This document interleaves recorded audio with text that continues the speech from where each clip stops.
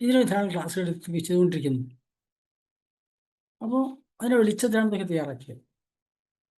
കഴിഞ്ഞ ക്ലാസ് പറഞ്ഞു, കേരളത്തിലെ പണ്ടുകാലത്ത് പാരമ്പര്യം ചെയ്തിരുന്ന രീതി വളരെ സങ്കീർണമായിരുന്നു. സാധാരണക്കാരന് അനുവർത്തിക്കാൻ പറ്റാത്ത രീതിയിൽ സങ്കീർണതയുണ്ടായിരുന്നു. അതുകൊണ്ട് അത് ലുപ്തപ്രചാരമായി. അതിൻ്റെ പ്രചാരം ലുപ്തമാകാൻ കാരണം അത് പ്രായോഗികമല്ലാത്തതുണ്ട്. സാധാരണക്കാരന് പ്രായോഗികമല്ല. ഇപ്പോൾ സമൂഹത്തിൽ ചില വിഭാഗ ആളുകൾ തുടരുന്നുണ്ട്. കാരണം അവർ സാഹചര്യങ്ങൾ ഒത്തുവന്നവരാണ് അത്. പക്ഷെ മുഴുവൻ സമൂഹത്തിനും ഇത് അനുവർത്തിക്കാനുള്ള യോഗ്യതയുണ്ട്. ഹിന്ദുവായി ജനിച്ചാൽ 16 സംസ്കാരക്രിയകളിൽ സാമാന്യ ബോധവും ഒരറിവും നമുക്ക് എല്ലാവർക്കും വേണം. ആധ്യാത്മിക ക്ലാസ്സുകൾ തനിക്ക് ആചരിക്കാൻ വേണ്ടിയിട്ടാണ്. പക്ഷേ ഈ സംസ്കാരങ്ങളുടെ പ്രത്യേകത മറ്റുള്ളവരെ കൊണ്ട് ആചരിപ്പിക്കാൻ നേതൃത്വം കൊടുക്കാൻ വേണ്ടിയിട്ടാണ് നാം പഠിക്കേണ്ടത്. പുരോഹിതൻ എന്ന് പറഞ്ഞാൽ അതാണ് സമൂഹത്തെ മുൻപോട്ട് നയിക്കുക, പുരോഭാഗത്തേക്ക് നയിക്കുക, മുൻപോട്ട് നയിക്കുന്നതാണ് പുരോഹിതൻ. പൂജാരി അല്ല പുരോഹിതൻ. പുരോഹിതൻ സമൂഹത്തെ മുൻപോട്ട് നയിക്കുന്ന ഒരാളാണ്. സമൂഹത്തെ കൃത്യമായിട്ട് നയിക്കാൻ കഴിയുന്നത് ഈ ആചരണകർമ്മങ്ങൾ നിശ്ചയിക്കുന്നവർക്ക്, ആചരണം പഠിക്കുകയും അത് ആചരിക്കുകയും ആചരിപ്പിക്കുകയും ചെയ്യുന്നവർക്കാണ് സമൂഹത്തെ കൃത്യം മുൻപോട്ട് പോകാൻ കഴിയുന്നത്. കാരണം കാലാനുസൃതമായിട്ട് പരിവർത്തനം വരണം, പ്രാദേശിക മാറ്റങ്ങൾ കൂട്ടിച്ചേർക്കണം, എല്ലാവർക്കും അനുവർത്തിക്കാവുന്ന രീതിയിൽ അത് പുതുക്കിക്കൊണ്ടേയിരിക്കണം. അതിന് അടിസ്ഥാനപരമായ ചില പ്രമാണങ്ങളുണ്ടെങ്കിൽ പോലും അത് കാലാനുസൃതമായിട്ട് പരിഷ്കരിക്കപ്പെട്ടിട്ടുണ്ട്. അതുകൊണ്ട് ഇവിടെ നമ്മൾ ചെയ്യുന്നത് ഒരു തരത്തിലുള്ള പൂജയോ അല്ലെങ്കിൽ ഹോമാചാരങ്ങളോ അറിയാത്ത വളരെ സാധാരണക്കാർക്ക് മറ്റാരുടെയും സഹായമില്ലാതെ ചെയ്യാവുന്ന ഒരു പദ്ധതിയാണ് തയ്യാറാക്കിയിരിക്കുന്നത്. വളരെ ലഘുവാണ്, തീരെ ക്ലിഷ്ടമല്ല, തീരെ ബുദ്ധിമുട്ടില്ല. അപ്പം അതിനകത്ത് നമ്മൾ ആദ്യം മനസ്സിലാക്കേണ്ടത് നമുക്ക് ഇതിനെപ്പറ്റി സാമാന്യമായ ഒരു അവബോധം വേണം. പുരോഹിതന്മാർക്ക് താൻ ചെയ്യുന്ന ക്രിയയെപ്പറ്റി ഒരു അവബോധം വേണം. ഇടക്കാലത്ത് ക്രിയ ചെയ്ത പുരോഹിതന്മാർ ധാരാളം ഉണ്ടായിരുന്നു. പല സമുദായങ്ങളും അങ്ങനെ സമുദായങ്ങൾ തന്നെ ഉണ്ടായിരുന്നു ആചരണങ്ങൾ ചെയ്യാൻ വേണ്ടിയിട്ട്. പക്ഷെ എന്തിനാണ് ചെയ്യുന്നത്, എന്തുകൊണ്ടാണ് ഉദ്ദേശം എന്ന അവർക്ക് മനസ്സിലാവാത്തതുകൊണ്ട് അത് ലുപ്തപ്രചാരമായി. അപ്പം ഇനി സാമാന്യൻ ഈ കാര്യങ്ങൾ മനസ്സിലാക്കി ധാരാളം പുസ്തക സംസ്കാരക്രിയയെ പറ്റി വന്നിട്ടുണ്ട്. അതെന്താണ്, പക്ഷെ ചെയ്യുന്ന ക്രിയകളുടെ പുസ്തകങ്ങൾ കുറവ്. അതാണ് വളരെ ഉള്ളതും വളരെ സങ്കീർണവും സാധാരണക്കാരന് മറ്റാരുടെയും സഹായം ചെയ്യാൻ പറ്റാത്ത രീതിയിൽ. അപ്പോൾ സാമാന്യ അവബോധം നമുക്ക് ഈ കാര്യത്തിൽ വേണം. അതിന് നമുക്ക് കിട്ടാവുന്ന പുസ്തകങ്ങൾ വായിക്കാം. പ്രത്യേകിച്ചും നമുക്ക് പറയാനുള്ളത്, ഞാൻ ഇന്നലെ ക്ലാസ് പറഞ്ഞിരുന്നു, ശ്രീനാരായണ ഗുരുദേവനും ചട്ടമ്പി സ്വാമിക്ക് ഈ കാര്യങ്ങൾ ധാരാളം പറഞ്ഞിട്ടുണ്ട്. ഇതൊക്കെ സംസ്കാരക്കുള്ള ആവശ്യമാണ് എന്ന് പറഞ്ഞിട്ടുണ്ട്. എല്ലാ സാമൂഹ്യ പരിഷ്കർത്താക്കളും ആ സാമൂഹ്യ പരിവർത്തനത്തിന്റെ ഭാഗമായിട്ട് സംസ്കാരങ്ങൾ ഉപയോഗിച്ചിരുന്നു. ചട്ടമ്പിസ്വാമികളുടെ ആശ്രമങ്ങളിൽ ഈ പുസ്തകം വന്നിരുന്നു. ശ്രീനാരായണ ധർമ്മം എന്ന പേരിൽ ശ്രീനാരായണ പരമ്പരയിൽപ്പെട്ടവർ എഴുതിയ പുസ്തകം ഗുരുദേവൻ ജീവിച്ചിരുന്ന കാലത്ത് അദ്ദേഹം അനുഗ്രഹിച്ച ശ്രീനാരായണ ധർമ്മം എന്നൊരു പുസ്തകമുണ്ട്. പിന്നെ ധാരാളം ക്രിയകൾ മാത്രമുള്ള പഴയ പൗരാണികമായ ഒരു ഗ്രന്ഥങ്ങൾ ധാരാളമുണ്ട്. ശ്രേഷ്ഠാചാര സഭ അനുവർത്തിച്ചിരിക്കുന്നത് ഇത് മുഴുവൻ സാമാന്യ അടിത്തറയെ സ്വീകരിച്ചുകൊണ്ട്, പക്ഷേ ഈ കാലഘട്ടത്തിൽ എല്ലാവർക്കും അനുസരിക്കാവുന്ന രീതിയിലുള്ള സംവിധാനം ഉണ്ടാക്കി. ശ്രേഷ്ഠാചാര സഭ പ്രസിദ്ധീകരിച്ചിരിക്കുന്ന സംസ്കാരക്രിയയുടെ ആമുഖം എന്നൊരു പുസ്തകമാണ്. അത് വാങ്ങി വായിച്ച സാമാന്യേന നമുക്കിതിനെപ്പറ്റി പറഞ്ഞാൽ, പക്ഷെ ക്രിയകളെ പറ്റി പറഞ്ഞു എന്തിനാണ് എന്ന് പറഞ്ഞു. അപ്പം നമ്മൾ സാമാന്യം തോന്നുന്നു മനസ്സിലാക്കണം എന്തിനാണ് ഈ ക്രിയകൾ നമ്മൾ മനസ്സിലാക്കണം. കാരണം വ്യക്തിയെ ഈശ്വരൻ ഉയരാൻ സഹായിക്കുന്ന പ്രക്രിയയാണ് സംസ്കാരക്രിയകൾ മുൻപോട്ട് പോകുന്നത്. അതിൻ്റെ ആദ്യത്തെ സംസ്കാരക്രിയ ഒരു മനുഷ്യജീവിതം തുടങ്ങുന്ന ശരിക്കും വിവാഹത്തിലൂടെയാണ് ഒരു അടുത്ത ജന്മം വരുന്നത്. വിവാഹം നടക്കുന്നത് തന്നെ ഇതിനു വേണ്ടിയിട്ടാണ്, ഒരു നല്ല പരമ്പരയ്ക്ക് വേണ്ടിയിട്ടാണ്. ധാരാളം സന്താനങ്ങൾ ഉണ്ടാവണം, സമ്പൽ സമൃദ്ധി ഉണ്ടാവണം. ഇതിനാണ് വിവാഹം. വിവാഹത്തിലെ ലക്ഷ്യം എന്താണ്, ലക്ഷ്യം എന്താണ് എന്ന് വിവാഹക്രിയയിലെ സപ്തപതി എന്ന് പറഞ്ഞ ചടങ്ങുണ്ട്. ഇന്ത്യൻ വിവാഹ നിയമം, ഹിന്ദു വിവാഹ നിയമം അനുസരിച്ച് സപ്തപതി നിർബന്ധമാണ്. സപ്തപതി ഉണ്ടെങ്കിലേ ഹിന്ദു വിവാഹമായിട്ട് അംഗീകരിക്കുള്ളൂ എന്ന് അടുത്ത കാലത്ത് കോടതി വീണ്ടും എടുത്തു പറഞ്ഞു. ഇന്ത്യൻ ഭരണഘടനയിലുള്ളതാണ്. പക്ഷേ കേരളത്തിൽ പൊതുസമൂഹത്തിന് സപ്തപതി എന്താണെന്ന് അറിയില്ല. ചെയ്തു വരുന്ന സമൂഹത്തിന് അതൊരു ചടങ്ങ് പോലെ നടത്തില്ല, അതിൻ്റെ ഉള്ളിൽ ആന്തരികാർത്ഥം മനസ്സിലാവാം. സപ്തപതി വ്യക്തമായി പറയുന്നുണ്ട്. 7 മന്ത്രങ്ങളാണ് സപ്തപതിയിലുള്ളത്. വിവാഹശേഷം വരന് വധുവും കൂടി വിവാഹം കഴിഞ്ഞ ശേഷം ആദ്യം ചെയ്യുന്ന ക്രിയ സപ്തപതിയാണ്. ആ സപ്തപതിയുടെ പ്രത്യേകത, വിവാഹം ഒരു നീണ്ട യാത്രയാണ്. അത് തുടങ്ങുന്ന അവിടം മുതലാണ്. രണ്ടുപേരും ചേർന്ന്, 2 സംസ്കാരങ്ങൾ, 2 പാരമ്പര്യത്തിലുള്ള 2 പേര് ചേർന്ന് ഒരു പുതിയ കുടുംബം ആരംഭിക്കുന്നു, ഒരു പുതിയ പരമ്പര ആരംഭിക്കുന്നു. ആ വലിയൊരു യാത്രയാണത്. ഒരു പുതിയ പരമ്പരയാണ് 2 പേര് ചേർന്നുണ്ടാകുന്നത്. മക്കളും മക്കളും മക്കളും മക്കളും മുന്നോട്ട് പോകും. അവർക്ക് ഊർജം വേണം, അവർക്ക് ചൈതന്യം വേണം, ധാരാളം സന്താനങ്ങൾ ഉണ്ടാക്കണം, സമ്പദ് സമൃദ്ധി ഉണ്ടാകണം. ഈ 2 കാര്യം നിർബന്ധം. ഈ സപ്തപതിയിലെ സന്ദേശം തന്നെ അതാണ്. എല്ലാതരം സമൃദ്ധിയും വേണം, ധാരാളം സന്താനങ്ങൾ ഉണ്ടാവണം, അവർക്ക് ദീർഘായുസ്സും ആരോഗ്യവും വേണം. അതിന് വേണ്ടിയിട്ടുള്ള ഒരു ജീവിതചര്യയാണ് ഞങ്ങൾ നയിക്കാൻ പോകുന്നത് എന്ന പ്രതിജ്ഞയാണ് സത്യത്തിൽ സപ്തപതി എന്ന് പറയുന്നത്. അർത്ഥം മനസ്സിലാക്കിയാൽ വളരെ വിശാലമായ, ഇന്നത്തെ ഈ കാലഘട്ടത്തിൽ പുതിയ തലമുറയ്ക്ക്, ലക്ഷ്യബോധമില്ലാത്ത തലമുറയ്ക്ക് കൃത്യമായ ലക്ഷ്യബോധം കൊടുക്കുന്ന സപ്തപതിയിലെ മന്ത്രങ്ങൾ. ധാരാളം ആഹാരം ഉണ്ടാവണം. ആഹാരം പോഷകപ്രദമായിരിക്കണം, സ്വാദിഷ്ടമായിരിക്കണം. കാരണം എങ്കിൽ മാത്രമേ സന്താനങ്ങൾക്ക് ആരോഗ്യവും ദീർഘായുസ്സും ഉണ്ടാവുള്ളൂ. ഒരേ മനസ്സോടുകൂടി കഴിക്കണം. 2 പേർക്ക് ഒരു മനസ്സാണ് വേണ്ടത്, ഒരേ ബോധമാണ് വേണ്ടത് എന്ന മന്ത്രങ്ങളാണ് ഒരു മന്ത്രം. പിന്നൊരു മന്ത്രത്തിലുള്ള അർത്ഥം, ധാരാളം സമ്പാദിക്കണം. ധനം സമ്പാദിച്ചെങ്കിൽ മാത്രമേ കുടുംബത്തിന് ആത്മാഭിമാനം ഉണ്ടാവുകയുള്ളൂ. അടുത്ത തലമുറ വേണ്ട പോലെ വളർത്തണമെങ്കിൽ സമ്പത്ത് വേണം. അതുകൊണ്ട് വിവാഹം കഴിക്കുന്ന മുമ്പ് തീരുമാനിക്കണം തൻ്റെ ജീവിത ലക്ഷ്യം എന്താണെന്ന്. അതിനനുസരിച്ച് സമ്പത്തുണ്ടാക്കണം. വിവാഹശേഷം 2 പേരും ഒരേ മനസ്സോട് ജീവിച്ചെങ്കിൽ മാത്രമേ സമൃദ്ധിയും സമ്പത്തുണ്ടാകും. ആ സമ്പത്ത് അടുത്ത തലമുറയ്ക്ക് അഭിമാനവും ആ കുടുംബത്തിൽ അഭിമാനം ഉണ്ടാകാൻ, ശക്തി ഉണ്ടാകാൻ സമ്പത്ത് ആവശ്യമാണ്. ധനം സമ്പാദിക്കുക, വേണ്ട പോലെ സമ്പാദിക്കുക. ഗൃഹസ്ഥന്റെ ധർമ്മമാണ് ധനം സമ്പാദിക്കുക എന്നത്. ഇതാണ് ഒരു പ്രതിജ്ഞ. മറ്റൊന്ന്, ബലം വേണം. കുടുംബത്തിൽ 2 പേർക്കും 2 മനസ്സാണ്, 2 അഭിപ്രായമാണെങ്കിൽ കുടുംബത്തിന് ബലം ഉണ്ടാവില്ല.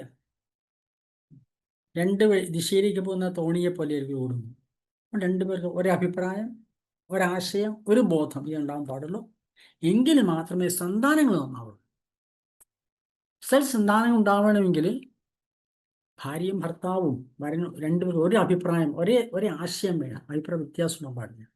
അഭിപ്രായ വ്യത്യാസമുള്ള കുടുംബങ്ങളിലെ കുട്ടികളാണ് വഴിതെറ്റുന്നതും കാണാൻ കഴിയും. ഇങ്ങനെ കുറെ സങ്കല്പങ്ങളാണ് ഈ സപ്തതി മന്ത്രങ്ങളിൽ. പ്രധാനപ്പെട്ട ഒരു മന്ത്രം പറയുന്നത് കാലാനുസൃതമായിട്ട് ജീവിക്കണം. ഇതൊക്കെ ചെയ്യുന്ന വെച്ചാൽ പിന്തിരിപ്പന്മാരായി ജീവിക്കാനല്ല വേണമെന്ന്. കാലം മാറുന്ന ദിവസം മനസ്സിലാക്കുകയും അന്തരീക്ഷം മനസ്സിലാക്കുകയും അതനുസരിച്ച് ജീവിതം ചിട്ടപ്പെടുത്തിയെങ്കിൽ മാത്രമേ കുട്ടികൾക്ക് പുരോഗതി ഉണ്ടാവുള്ളൂ. ആ കാലാവസ്ഥയ്ക്കനുസരിച്ച്, ആ കാലഘട്ടത്തിനനുസരിച്ച്, കാലത്തിന് മാറ്റതാണ് മനസ്സിലാക്കി ജീവിക്കുക. പരസ്പര ബന്ധത്തെപ്പറ്റി പറയുന്നുണ്ട്. സഖേ, 2 പേരും പരസ്പര അഭ്യസം, അല്ലയോ സുഹൃത്തെ. എന്താ സുഹൃത്തുക്കളുടെ പ്രത്യേകത? എല്ലാം തുറന്നു പറയുന്നത് സമാന മനസ്കരായ സുഹൃത്തുക്കൾ തമ്മിലാണ്. അതാണ് മൈത്രീഭാവം എന്ന് പറയുന്നത്. അതിൽ അഭിസംബോധന സഖേ എന്നാണ് 7ാമത്തെ മന്ത്രം അഭിസംബോധന. ആരും, ഭാര്യയും ഭർത്താവിൽ ആരും ആരെയും മുകളിലുമല്ല, ആരും ആരെയും താഴെയല്ല. സൗഹൃദഭാവം എല്ലാം തുറന്നു പറയുന്നൊരു കുടുംബത്തിന് മാത്രമേ പരസ്പരം ഐക്യം ഉണ്ടാവുള്ളൂ, സംശയരഹിതം മുന്നോട്ട് പോകാൻ പറ്റണം. മൈത്രീഭാവമാണ് സൂക്ഷിക്കേണ്ടത്. ഇങ്ങനെ കുറെ മന്ത്രങ്ങൾ. അങ്ങനെ ജീവിച്ചാൽ ധാരാളം സന്താനങ്ങളുണ്ടാകും. ഇന്നത്തെ ഹിന്ദു കുടുംബങ്ങൾ മുഴുവൻ ദാരിദ്ര്യത്തിലാണ്. ഏറ്റവും വലിയ സമ്പത്ത് മനുഷ്യ സമ്പത്താണ്. ഇടക്കാലത്ത് വന്ന പ്രചരണങ്ങൾ കുടുങ്ങിപ്പോയിട്ട് ഹിന്ദു സമൂഹം ദരിദ്രമായിക്കൊണ്ടിരിക്കുക. കുടുംബാസൂത്രണം നടപ്പിലാക്കിയ ഹിന്ദുക്കളും മാത്രമാണ്. തെറ്റിദ്ധരിപ്പിച്ചാണ് നമ്മളെ. മറ്റാർക്കും ഇത് ബാധകമല്ല. ആത്മവിശ്വാസം വേണമെങ്കിൽ കുടുംബത്തിൽ ധാരാളം അംഗങ്ങൾ വേണം. ഇല്ലാതെ 1, 2 മരക്കുട്ടികളൊക്കെ ആയി കഴിഞ്ഞാൽ എന്താണ്ടാവുക? ആത്മവിശ്വാസം ഉണ്ടാവില്ല. മറ്റൊരു തട്ടിക്കൊണ്ടുപോകുന്നവർ നോക്കി നിൽക്കാൻ പോലും കഴിയില്ല. പ്രതികരിക്കാൻ പോലും പറ്റാത്ത രീതിയിലാണ് ഓരോ കുടുംബങ്ങളുടെ കഥ. മറ്റൊരു നമ്മൾ നോക്കി നിൽക്കേ തൻ്റെ കുടുംബത്തിലെ കുട്ടികൾ തട്ടിക്കൊണ്ടുപോകുന്ന സമയത്ത് പ്രതികരിക്കാൻ ശേഷിയില്ലാതെ ദുർബലരായി നിൽക്കുന്ന ഹൈന്ദവ സമൂഹമാണ്. കാരണം ദരിദ്രമാണ്. സമ്പത്ത് കൊണ്ട് ദരിദ്രമാണ്. അംഗസംഖ്യ കൂടിയെങ്കിൽ മാത്രമേ സമ്പത്തുണ്ടാവുള്ളൂ. സന്താനങ്ങൾ 5 സന്താനം ഉണ്ടെങ്കിൽ അധ്വാനിക്കാൻ 10 കൈകളുണ്ട്. 10 കൈകൊണ്ട് അധ്വാനിച്ചാൽ കിട്ടുന്ന അത്രയും 2 കൈകൊണ്ട് അധ്വാനിച്ചാൽ കിട്ടില്ല. അതുകൊണ്ട് ധാരാളം സന്താനങ്ങൾ വേണം. അവർ സ്വഭാവികളായി മാറണം എന്ന സങ്കല്പമാണ് വിവാഹ സങ്കല്പം. വിവാഹത്തിന് ചടങ്ങുകൾ വിശദമായിട്ട് എടുക്കുന്ന സമയത്ത് പറയും. വിവാഹം കഴിഞ്ഞാൽ ധാരാളം സന്താനങ്ങൾ, സമൃദ്ധി ഉണ്ടാവണമെന്ന് പറഞ്ഞല്ലോ. സമ്പത്തുണ്ടാക്കണം, സമൃദ്ധി ഉണ്ടാവണം, സമൃദ്ധി ഉണ്ടാവണം, സന്താന സമൃദ്ധി ഉണ്ടാകണം. പണ്ട് കാലത്ത് കുലദേവതയെ ആരാധിച്ചത് എന്തിനു വേണ്ടിയിട്ടാണ്?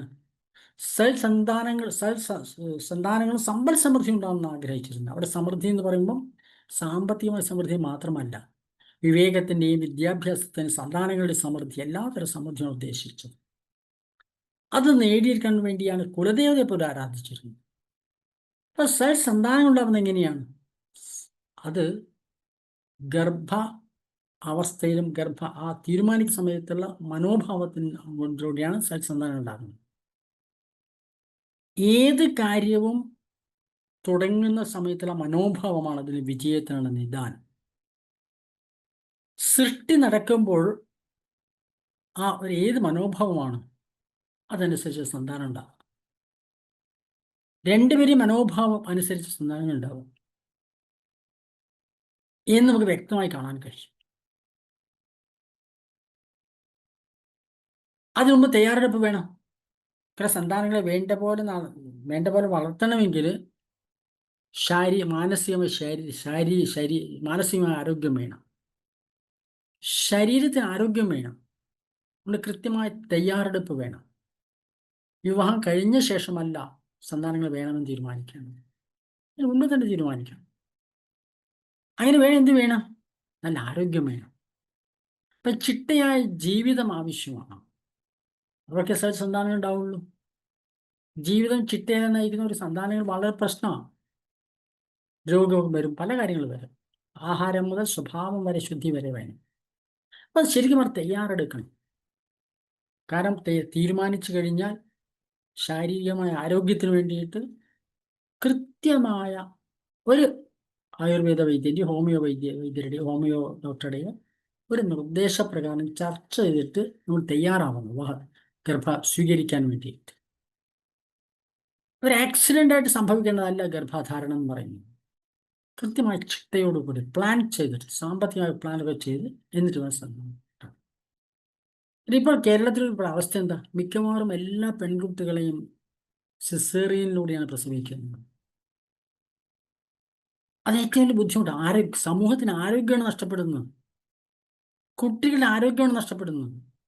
അതുകൊണ്ട് സ്വാഭാവികമായ പ്രസവത്തിനോട് തയ്യാറെടുക്കാൻ നേരത്തെ ചികിത്സ ചെയ്യണം. ശക്തമായ ശരീരം, ശക്തമായ ഗർഭാശയങ്ങൾ ഉണ്ടാകണം, ശക്തമായ ബീജമുണ്ടാകണം. ശ്രദ്ധിക്കേണ്ടതാണ്. 20 മുതൽ 25 വർഷം വരെയുള്ള സമയമാണ് ഗർഭധാരണ ഏറ്റവും വലിയ സമയം, ഏറ്റവും പറ്റിയ സമയം. ഇന്ന് ഹിന്ദുക്കൾ വിവാഹം കഴിക്കപ്പോഴാണ് 30 വയസ്സ് കഴിഞ്ഞ വിവാഹത്തെ പേര് ആലോചിക്കുക. വിദ്യാഭ്യാസം വേണം, അതിന് ജോലി വേണം, തൻ്റെ ജോലിക്കനുസരിച്ച് വിദ്യാഭ്യാസ ഭർത്താവ് വേണം എന്നൊക്കെ സങ്കല്പിച്ച് അവസാന വയസ്സ് കാലത്ത് കുട്ടിയുണ്ടായാൽ അവരുടെ ആരോഗ്യം അതുപോലെ ഇല്ല, അവരുടെ ബുദ്ധിശക്തി അതുപോലെ ആയിത്തീരും. 30 വയസ്സിന് ശേഷമുള്ള ഗർഭധാരണം വളരെ അപകടമാണ്. മാതാവിൻ്റെയും കുട്ടിയുടെയും ആരോഗ്യത്തിന് പ്രശ്നമുണ്ട്, ബുദ്ധിയുടെ പ്രശ്നമുണ്ട്. നേരത്തെ തയ്യാറാണെന്നുണ്ട്. 20 വയസ്സിനും 25 വയസ്സിനും ഇടയിൽ കുട്ടികൾ വിവാഹം കഴിക്കും നിർബന്ധമായിട്ട്. സ്വാഭാവികമായിട്ടും ഒരു വിവാദമുള്ള കാര്യം ഞാൻ പറയാൻ പോകുന്നു. ഹിന്ദുക്കൾ വിവാഹം കഴിക്കാതിരിക്കാൻ പലപ്പോഴും കാരണം എന്താ? കാരണം ജാതകം പറ്റില്ല എന്നുള്ളതാണ്. ഞാൻ ചോദിക്കട്ടെ, നമ്മുടെ പരമ്പരയിൽ ഏത് കാലം മുതലാണ് ജാതകം പറ്റണമെന്ന് പറയാൻ തുടങ്ങിയത്? അങ്ങനെ ആയിരുന്നില്ല, അടുത്ത കാലം വരെ അങ്ങനെ ആയിരുന്നില്ല. കാരണം യോഗ്യതകളാണ് നോക്കിയത്. ഞാൻ ചോദിക്കട്ടെ, ശ്രീകൃഷ്ണനും ശ്രീരാമചന്ദ്രനും ജാതകം നോക്കിയിട്ടാണ് വിവാഹം കഴിച്ചത്? നാം അനുവർത്തിക്കേണ്ടത് നമ്മുടെ പുരാണ പുരുഷന്മാരെ ചെയ്തതല്ലേ, പുരാണങ്ങൾ പറഞ്ഞതല്ലേ? അവരാരും ജാതകം നോക്കിയിട്ടില്ല, യോഗ്യതയാണ് നോക്കിയത്. അർജുനന് വിവാഹം കഴിച്ചു കൊടുക്കുമ്പോൾ അർജുൻ ആരാണെന്ന് പോലും അവർക്കറിയാം. അർജുൻ അജ്ഞാതവാസത്തിലായിരുന്നു.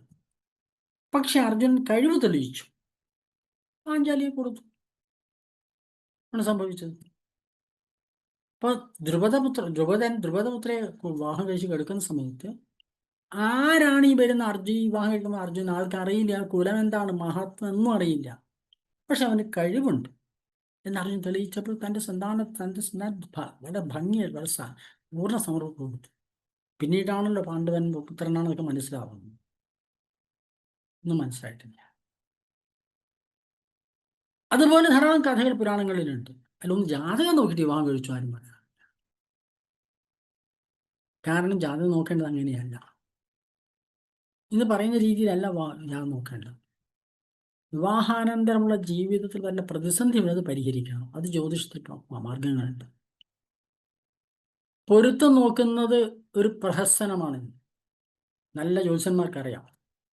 പലപ്പോഴും ആളുകൾ പോയി പറയാം, ബാക്കിയെല്ലാം ഞങ്ങൾ നോക്കി, എനിക്ക് അത് നോക്കിയാൽ മതി, പൊരുത്തം കൂടി ഒന്ന് ശരിയാക്കണേ എന്ന് പറഞ്ഞില്ല. പിന്നെ ആ വീട്ടിൽ കാണിക്കണം.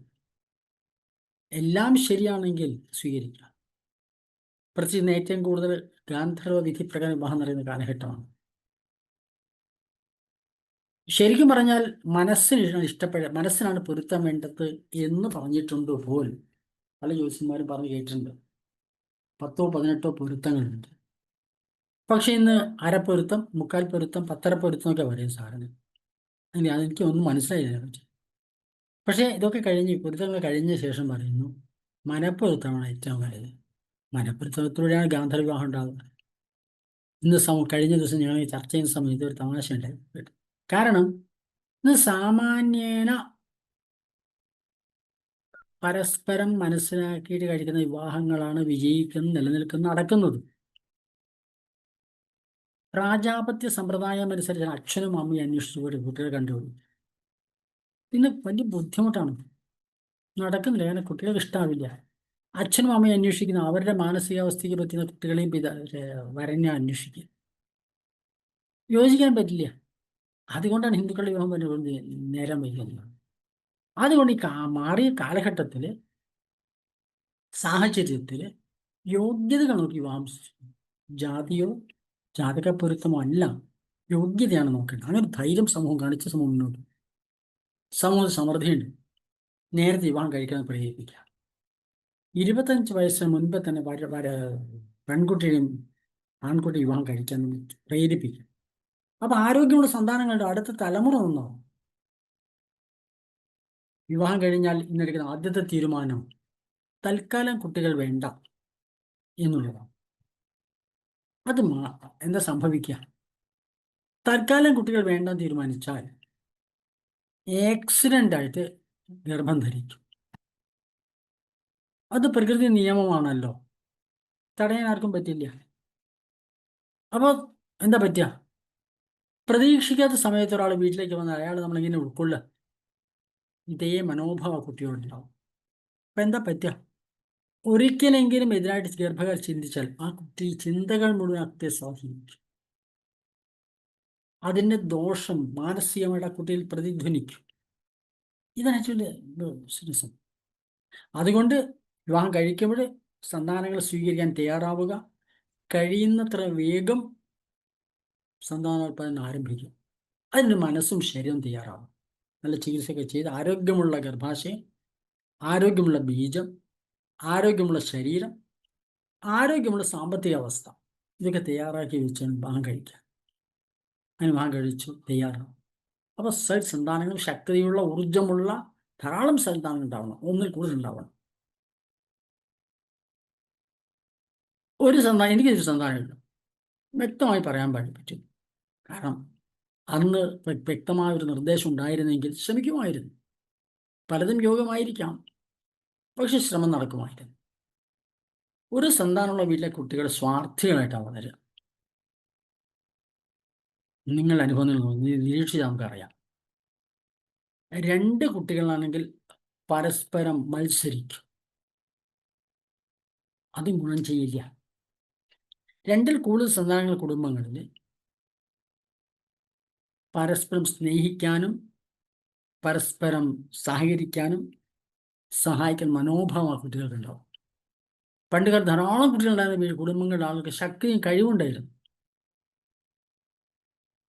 എനിക്ക് കുറേ അനുഭവങ്ങളുണ്ട്. അത് ഏറ്റവും നല്ലൊരു അനുഭവം. ഞാൻ സാധാരണ ബാംഗ്ലൂരിൽ നമ്മുടെ കുറേ ആളുകൾ സഭയായിട്ട് വന്ന കുറേ ആളുകളുണ്ട്. അവിടെ എല്ലാവരെയും കാണുമായിരുന്നു. എന്നാൽ ഒരിക്കൽ അവിടുത്തെ 10, 25, 30 ആളുകൾ ഒന്നിച്ചിരിക്കുന്ന ഒരു ഗ്രൂപ്പ് മീറ്റിങ്ങിൽ ഞാൻ ഈ കാര്യങ്ങളൊക്കെ പറഞ്ഞു. അവിടെ 2 പേര് വന്നിരുന്നു. അതിലൊരു പെൺകുട്ടി, ഒരു ഭാര്യയും ഭർത്താവും. ഒരു പെൺകുട്ടി കമ്മ്യൂണിസ്റ്റ് പശ്ചാത്തലത്തിൽ നിന്ന് വന്നു.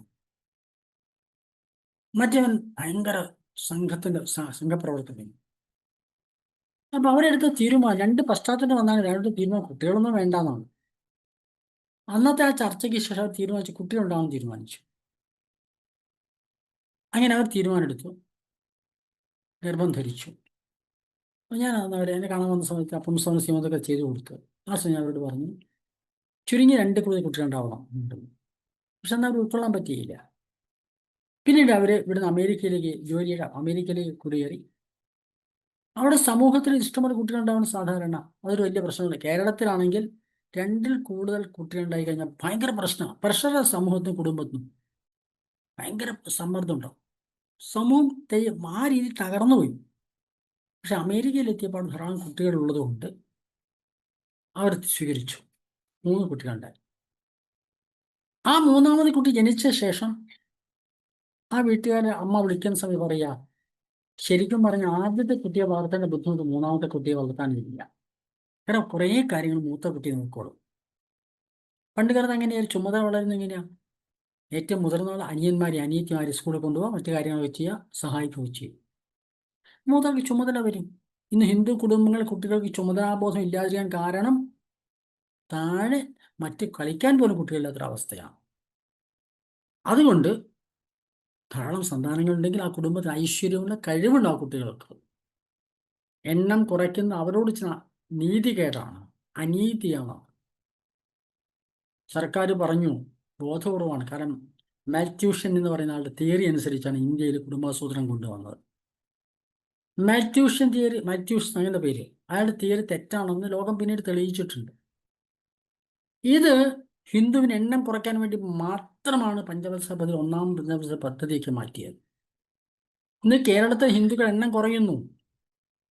ഭൂരിപക്ഷം മറ്റുള്ളവർ വന്നാൽ ഇവിടെ ജനാധിപത്യം ഉണ്ടാവില്ല, സാധനം ഉണ്ടാവില്ല, സംസ്കാരമൊന്നും ഉണ്ടാവില്ല. അതുകൊണ്ട് നമ്മുടെ കുടുംബങ്ങളിൽ എണ്ണം വർദ്ധിപ്പിക്കാൻ അത്യാവശ്യമാണ്. ഈ പ്രാവശ്യം ധർമ്മസന്ദേശ യാത്ര നടക്കുന്ന സമയത്ത് സംസ്കാരമുള്ള സന്താനങ്ങൾ ഉണ്ടാകണമെന്ന് സ്വാമിമാർ ആഹ്വാനം ഉണ്ടായിരുന്നു. അവരും ചിന്തിച്ചു തുടങ്ങി. ധർമ്മസന്ദേശ പ്രധാന സന്ദേശം അതായിരുന്നു, സംസ്കാരം ഉണ്ടാകണം, സന്താനങ്ങൾ ഉണ്ടാകണം എന്നുള്ളതായിരുന്നു. അപ്പം അതുകൊണ്ട് നമുക്ക് സന്താനം എങ്ങനെ സൃഷ്ടിക്കാം? വിദ്യാഭ്യാസത്തിലൂടെ, എത്ര വിദ്യാഭ്യാസം പരീക്ഷ, അതിലൂടെ നമുക്ക് ഒരിക്കലും സന്താനം സൃഷ്ടിക്കാൻ കഴിയില്ല. ജനിച്ച ശേഷമല്ല ഒരു കുട്ടിയെ വളർത്തേണ്ടത്, ഗർഭകാലത്താണ് വളർത്തേണ്ടത്. ഗർഭാവസ്ഥയിൽ ആ സൃഷ്ടി നടക്കുന്ന മുഹൂർത്തത്തിൽ അച്ഛൻ്റെയും അമ്മയുടെയും മനോഭാവമാണ് കുഞ്ഞ്. നമുക്ക് വ്യക്തമായി മനസ്സിലാക്കാൻ കഴിയും. ഒരു കുടുംബത്തിൽ വ്യത്യസ്ത സ്വഭാവം നോക്കേണ്ടതിൻ്റെ കാരണം സൃഷ്ടി നടക്കുന്ന മുഹൂർത്തത്തിലുള്ള അന്തരീക്ഷവും ആ സൃഷ്ടി നടക്കുന്ന മുഹൂർത്ത സ്വഭാവമാണ് ആ സൃഷ്ടിക്കുള്ള ചൈതന്യത്തിന് നിദാനം. അതുകൊണ്ട് സൃഷ്ടി നടക്കുന്ന മുഹൂർത്തത്തിൽ വ്യക്തമായ ഈശ്വര്യമായ സങ്കല്പത്തോടെ നടക്കാം. പരസ്പരം തൻ്റെ നൈമിഷിക ബോധപൂർവ്വം സൃഷ്ടി നടക്കേണ്ട സമയം ബോധപൂർവ്വം സൃഷ്ടി നടത്തണം. നൈമിഷികമായ വികാരങ്ങളുടെ ഫലമായിട്ടല്ല സന്താനം ഉണ്ടാവേണ്ടത്. അത് ബോധപൂർവമായിരിക്കണം, ഈശ്വരീയമായിരിക്കണം. ഞാൻ കഴിഞ്ഞ ക്ലാസ്സിൽ പറഞ്ഞു, സൃഷ്ടി നടക്കുന്ന മുഹൂർത്തത്തിലുള്ള മനോഭാവത്തിന്റെ വ്യത്യാസം കൊണ്ടാണ് ധൃതരാഷ്ട്രൻ കണ്ടുപൊട്ടനായത്, പാണ്ഡുവിന് പാണ്ഡുരോഗം ഉണ്ടായത്, വിതുരർ പണ്ഡിതനായത്. സൃഷ്ടി നടക്കുന്ന മുഹൂർത്തത്തിലാണ് വ്യക്തമായ അതുമുതൽ സന്താനത്തിന് സൃഷ്ടി തുടങ്ങുന്നത്. ഗർഭാവസ്ഥയിൽ ആദ്യത്തെ ബീജം നിക്ഷേപിക്കുന്നത് മുതൽ ആ സങ്കല്പം വേണം. അതാണ് ഗർഭാധാനം എന്ന് പറയുന്നത്. പണ്ട് കാലത്ത് ഗർഭാധാനം എന്ന് പറയുന്ന ചടങ്ങ് ശരിക്കും പറഞ്ഞാൽ മുഹൂർത്തം നിശ്ചയിച്ചാൽ ചെയ്തിരുന്നു. ഇന്ന് മുഹൂർത്തം നിശ്ചയിക്കാം. നല്ല ആയുർവേദ വൈദ്യന്മാരോട് അന്വേഷിച്ചാൽ മനസ്സിലാകും, ആദ്യത്തെ ഋതുമതിയാവുന്ന ഗതു മുതൽ ഭാര്യയ്ക്ക് ഋതുമതിയായി കഴിഞ്ഞാൽ 16-ാമത്തെ ദിവസം പുരുഷ സന്താനം ഉണ്ടാകുമെന്നും ഒറ്റ ദിവസം ഉണ്ടായ സ്ത്രീ സന്താനം ഉണ്ടാകുമെന്നും അങ്ങനെ ചില സിദ്ധാന്തങ്ങൾ വളരെ പ്രായോഗികമായിട്ട് അനുഭവിക്കുന്നതാണ്. 14-ാമത്തെ ദിവസം ഉണ്ടാകുന്ന സന്താനം ബുദ്ധിമാനും, 16-ാം ദിവസം ഉണ്ടാകുന്ന സന്താനം ആൺകുട്ടികളായിരിക്കും, സമ്പദ് സമൃദ്ധിയുള്ള ആളായിരിക്കും എന്നൊക്കെ നിയമങ്ങളുണ്ട്. ബൃഹദാരണ്യോപനിഷത്തിലാണെന്ന് തോന്നുന്നു. എങ്ങനെയാണ് ക്ഷത്രിയനായിരിക്കുക, ക്ഷത്രവീര്യമുള്ള കുഞ്ഞുങ്ങൾ സൃഷ്ടിക്കേണ്ടത്, എങ്ങനെയാണ് ബ്രാഹ്മണ്യ സ്വഭാവമുള്ള കുട്ടികളെ സൃഷ്ടിക്കേണ്ടത് എന്ന് പറഞ്ഞിട്ടുണ്ട് പോൽ ഒരു പഠനം നടക്കേണ്ട ആവശ്യമാണ്. അതുകൊണ്ട് പൗരാണികമായ നമ്മുടെ ആളുകൾ കൃത്യമായി മനസ്സിലാക്കി വെച്ചിരുന്നു. ഉപനിഷത്തുകളിൽ പോലും ഇത് വ്യാഖ്യാനിക്കാനുള്ള ഉപനിഷത്തുകൾ പോലും ഉണ്ടായിരുന്നു. സംസ്കാര ക്രിയകളിലെ ഗർഭാധാന സംസ്കാരം പണ്ടുകാർ ചടങ്ങായിട്ട് നടത്തിയിരുന്നു. സേകം, സംസ്കാരക്രിയ പുസ്തകം സേകം എന്നൊരു ചടങ്ങാണ്. പക്ഷെ ഇത് ചടങ്ങായിട്ട് അവശേഷിച്ചു. അത് പോരാ, ഒരു ഈശ്വര്യമായ അന്തരീക്ഷ സൃഷ്ടി നടക്കുന്ന സമയത്ത് ഉണ്ടാവേണ്ടത്. തൻ്റെ പത്നിയെ, ആ പത്നിയുള്ള ശക്തിയെ ആരാധിക്കുന്ന മനോഭാവത്തോട് പത്നിയെ സമീപിക്കുക. തൻ്റെ പുരുഷൻ്റെ ഉള്ള ചൈതന്യത്തെ ശിവനായിട്ട് ആരാധനാ മനോഭാവത്തോട് സ്ത്രീ സമീപിക്കാൻ. അങ്ങനെ ശിവശക്തി സംയോഗമാകുന്ന മഹത്തായ സങ്കല്പത്തിൽ സൃഷ്ടി നടന്നാൽ ശിവശക്തി സമീപത്തുണ്ടായ സന്താനം ഏതാണ്? ഗണപതിയും സുബ്രഹ്മണ്യനും വയ്ക്കാം. തത്തുല്യമായ ഈശ്വര്യമായ ചൈതന്യമുള്ള സന്താനങ്ങൾ സൃഷ്ടിക്കണമെങ്കിൽ ഈ മനോഭാവം എങ്ങനെയാണ് സ്വീകരിക്കുന്നതെന്ന് മനോഭാവം ഒരു പ്രശ്നം. നൈമിഷികമായിരിക്കുന്ന ഒരു സുഖത്തിന് വേണ്ടി ആയിരിക്കരുത് സൃഷ്ടി നടക്കേണ്ടത്. അപ്പൊ അതുകൊണ്ട് ആ മനോഭാവത്തോടു കൂടി ഗർഭാധാന സംസ്കാരം കൃത്യമായി പറഞ്ഞു കൊടുക്കണം. ഭാരതീയ വിദ്യാനികേതൻ പ്രസിദ്ധീകരിച്ചിരിക്കുന്ന ഗർഭസംഹിത എന്നൊരു പുസ്തകമുണ്ട്. നിർമ്മലാനന്ദഗിരി സ്വാമിജി എഴുതി മാധുരി പബ്ലിഷ് ചെയ്തിരിക്കുന്ന സംതൃപ്തമായ ദാമ്പത്യ ജീവിതം എന്ന പുസ്തകമുണ്ട്. ഈ 2 പുസ്തകങ്ങൾ ഞാൻ ശ്രദ്ധിച്ച പുസ്തകങ്ങൾ. അത് വിവാഹത്തിന് മുൻപ് തന്നെ അവർക്ക് വാങ്ങിച്ചു കൊടുക്കണം. ഒരു സമ്മാനമായിട്ട് നേരത്തെ കൊടുക്കാവുന്ന പുസ്തകങ്ങൾ. ഇത് വായിച്ച് തയ്യാറായിട്ട് വേണം വിവാഹം നടക്കാൻ. ക്രിസ്ത്യാനികൾക്ക് വിവാഹത്തിനുള്ള മുൻപുള്ള കൗൺസിലിങ്ങൊക്കെ ഉണ്ട്. നമുക്കത് ഇല്ല നിർഭാഗ്യം. പക്ഷെ ധാരാളം പുസ്തകങ്ങളുണ്ട്. ഇനിയും അതിനെപ്പറ്റി അത്തരം കാര്യങ്ങൾ, നിർദ്ദേശങ്ങൾ, പുസ്തകങ്ങൾ ധാരാളം എഴുതണം. സന്യാസിമാർ തന്നെ അത് എഴുതണം. കാരണം സമൂഹത്തിന് മാർഗനിർദ്ദേശം കൊടുക്കേണ്ട സന്യാസിമാരാണ്. അവർ ഇത്തരം കാര്യങ്ങളെപ്പറ്റി, സമൂഹത്തെപ്പറ്റി ബോധവൽക്കരിക്കണം. ഒരു സന്യാസി ആയതൊന്നും പറയില്ല എന്നല്ലോ, സമൂഹം മനസ്സിലാക്കുന്നവരാണല്ലോ അവരൊക്കെ, കുടുംബത്തിൽ നിന്നാണല്ലോ അവരൊക്കെ വന്നിരിക്കുന്നത്. അപ്പോൾ ഇത്തരം കാര്യങ്ങളെപ്പറ്റി നമ്മൾ മുഴുവൻ സാമൂഹ്യ പ്രവർത്തകർ ഇത് ശ്രദ്ധിക്കേണ്ടതും ഗുരുദേവനെ പോലെ ശ്രദ്ധിച്ചിരുന്നു, ചട്ടമ്പിസ്വാമി പോലെ ശ്രദ്ധിച്ചിരുന്നു. ഇനി മാത്രമേ കടന്നു. അപ്പോൾ ഗർഭാധാനം എന്ന് പറയുന്ന ചടങ്ങ് ഈശ്വര്യമായ അന്തരീക്ഷത്തിൽ പരസ്പരം ഈശ്വര്യമായ സങ്കല്പത്തോടു കൂടി സമീപിച്ച് ബോധപൂർവ്വമായി സൃഷ്ടി നടക്കണം. ആക്സിഡൻ്റ് ആയിട്ടുള്ള കുട്ടികൾ ഉണ്ടാവേണ്ടത്. അങ്ങനെ സംഭവിച്ചു പോയി എന്നാർക്കും തോന്നരുത്. അതിനുവേണ്ടി തയ്യാറെടുപ്പ് നടത്തണം. ശാരീരികവും മാനസികവും തയ്യാറെടുപ്പ് നടത്തണം. സാമ്പത്തികമായി തയ്യാറെടുപ്പ് നടത്തണം. കുട്ടിയെ വളർത്തിക്കൊണ്ടുള്ള അന്തരീക്ഷം മുഴുവൻ സൃഷ്ടിച്ച ശേഷം വേണം ഗർഭകാലത്ത് ഗർഭിണി വളരേണ്ടത്. ശ്രീരാമചന്ദ്രനും ശ്രീകൃഷ്ണനും ഒരു കുടുംബത്തിൽ വന്നവരാണ്, കുടുംബത്തിൽ ജനിച്ചവരാണ്. ഓരോ വീട്ടിലെയും ഓരോ പുതിയ സന്താനം ഈശ്വരീയമാണ്.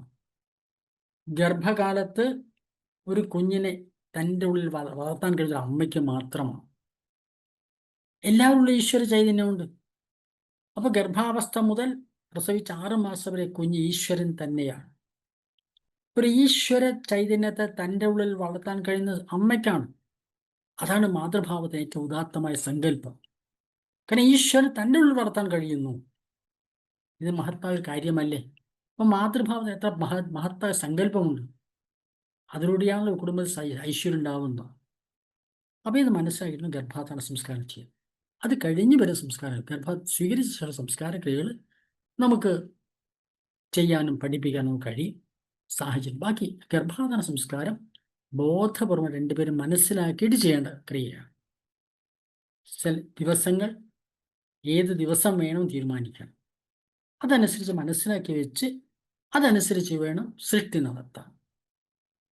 ആ സൃഷ്ടി നടക്കുന്ന അന്തരീക്ഷം ഈശ്വരീയമായിരിക്കണം, സുഗന്ധപൂരിതമായിരിക്കണം. അതുകൊണ്ട് മനോഹരമായ ഒരു അന്തരീക്ഷം സൃഷ്ടിച്ചിട്ടാണ് സൃഷ്ടി നടത്താൻ. ഇത് വ്യക്തമായി മനസ്സിലാക്കിയ ശേഷം നമുക്ക് അടുത്ത ക്രിയയിലേക്ക് കടക്കാം. അടുത്തത്, ബാക്കി എല്ലാ ക്രിയകൾക്കും ഒരു ചെറിയൊരു ഹോമാചാരം ആവശ്യമുണ്ട്.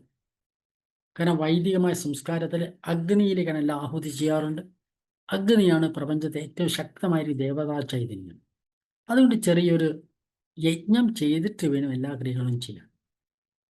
അതുകൊണ്ട് ആ യജ്ഞക്രിയയുടെ ഭാഗം അടുത്ത ആഴ്ച നമുക്ക് ആരംഭിക്കാം. വളരെ ലളിതമായിട്ട് എല്ലാവർക്കും ഒരു കാര്യം അറിയാത്ത, പൂജയും ഒന്നും അറിയണ്ട, സാധാരണക്കാരന് ചെയ്യാവുന്ന രീതിയിൽ ലളിതമായിട്ട് കർമ്മകാണ്ഡ ഭാസ്കരന്റെ അടിസ്ഥാനത്തിൽ തയ്യാറാക്കിയിരിക്കുക ഒരു യജ്ഞക്രിയ. തുടർന്ന് ആ ക്രിയകൾ ഇങ്ങനെയാണ് വിശദീകരിച്ചത്. അതിൽ ആദ്യത്തെ ഭാഗം ഒരു അഗ്നിസാക്ഷിയായിട്ട് എല്ലാ കാര്യങ്ങളും ചെയ്യേണ്ടത്. ആ യജ്ഞ സങ്കല്പം എങ്ങനെയാണ് വേണ്ടത് എന്നുള്ള കാര്യം അടുത്ത ആഴ്ച എടുക്കാം. ശുദ്ധീകരണം, പവിത്രീകരണം തുടങ്ങിയ ക്രിയകൾ കഴിഞ്ഞ് അതെടുക്കാം. എല്ലാവരും കൂടുതൽ ആളുകളിലേക്ക് ഈ ക്ലാസ് എത്തിക്കുക. ലളിതമായിട്ട് എല്ലാവരും ചെയ്യാവുന്ന രീതിയിൽ ക്ലാസ് എടുക്കും. ആ ലിങ്കിൽ ചേർന്നെങ്കിലും അത് ക്ലാസ്സിലേക്ക് പ്രവേശിക്കാൻ കഴിയും. ലിങ്ക് കിട്ടുള്ളൂ നിങ്ങൾക്ക്. ഇതിനെല്ലാറ്റിൻ്റെയും നോട്ട് തയ്യാറാക്കിയിട്ട് അതാത് സമയത്ത് വിതരണം ചെയ്യും. ഇത് ഈ ക്ലാസ്സിന് അടിത്തറ ഫീസേ അല്ല. ഒരു തരം റെസ്ട്രിക്ഷൻ എല്ലാവരും വരണം, എല്ലാവരും കേൾക്കണം, എല്ലാവരും ചേരണം. ലിങ്ക് നിങ്ങൾക്ക് മാക്സിമം നിങ്ങൾക്ക് പരമാവധി വിതരണം ചെയ്യാം.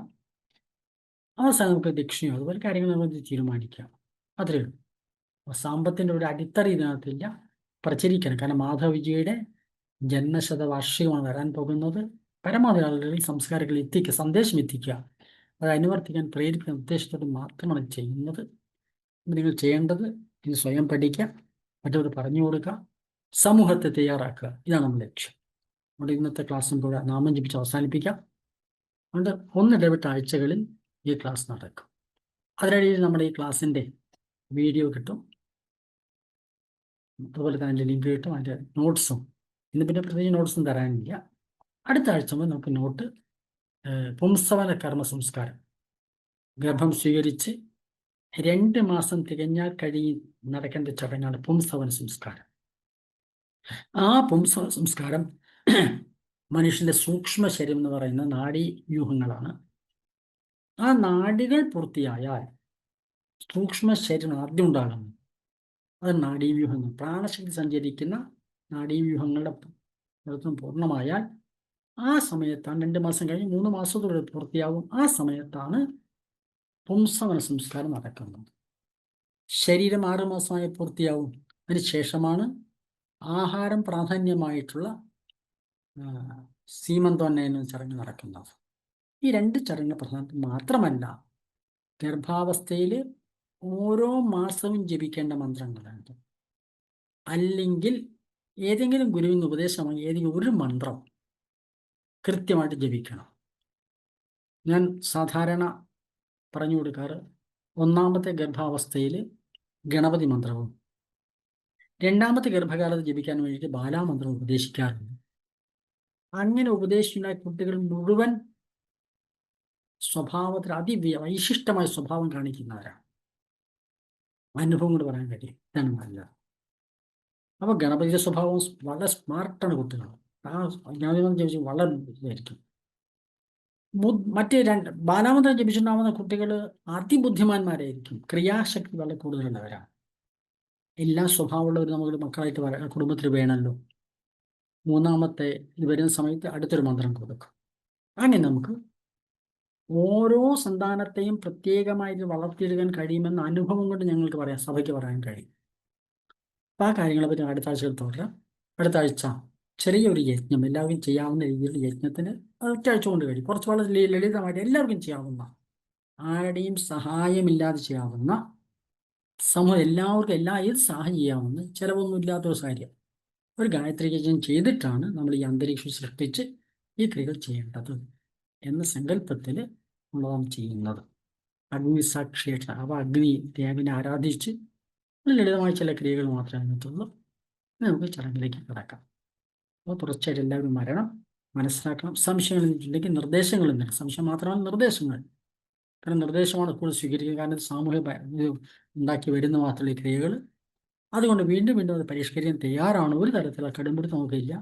സമൂഹത്തിന് വേണ്ടി അത് ചെയ്യുന്നത് നമ്മളെ തുറന്ന മനസ്സോട് സമീപിക്കണം എന്ന് മാത്രം പറഞ്ഞുകൊണ്ട് നാമം ജപിച്ച് ക്ലാസ് അവസാനിപ്പിക്കാം.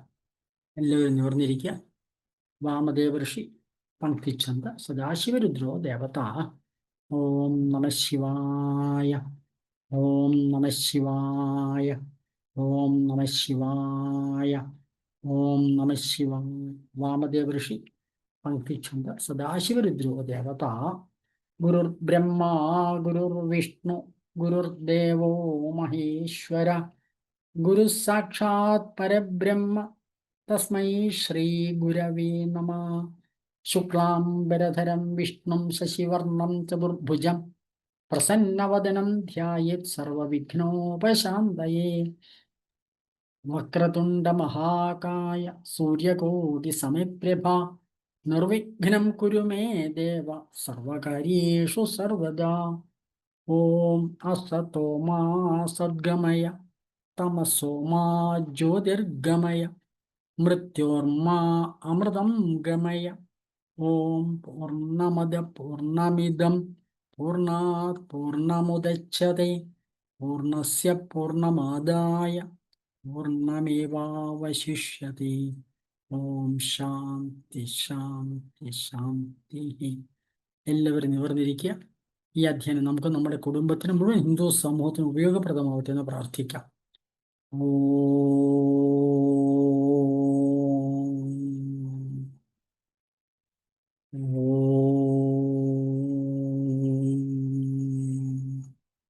അടുത്ത ഞായറാഴ്ച ക്ലാസ്സില്ല, പിറ്റത്തെ ഞായറാഴ്ച ക്ലാസ് ആരംഭിക്കും. നമുക്ക് പുംസവന സംസ്കാരം, യജ്ഞ സംസ്കാരം, പുംസവന സംസ്കാരം, ഈ രണ്ട് കാര്യങ്ങൾ അടുത്ത ആഴ്ചത്തെ പ്ലാൻ. ശരി, എല്ലാവർക്കും നമസ്കാരം.